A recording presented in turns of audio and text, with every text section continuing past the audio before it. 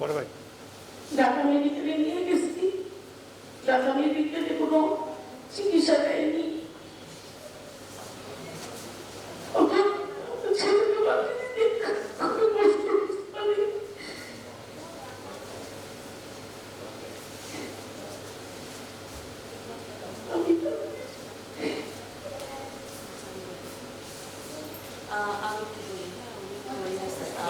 ওনার ছেলের নাম হচ্ছে রেজাউল, বয়স 15 ছিল, ও ক্লাস 7-এ পড়ে।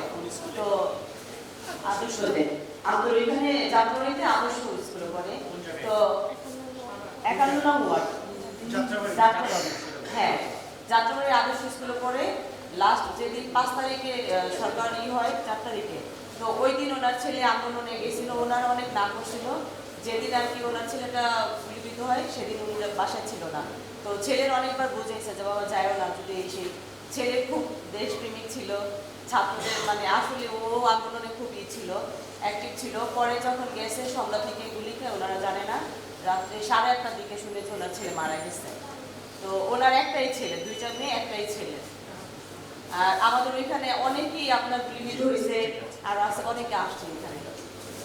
আপনার প্রতি আমাদের সমবেদনা এবং সমবেদনা রইল, এবং আমরা অবশ্যই এই বিচারের জন্য আমাদের প্রধানমন্ত্রী এখানে আছেন, সব মিলিয়ে মিডিয়ার মাধ্যমে আমরা যতটুকু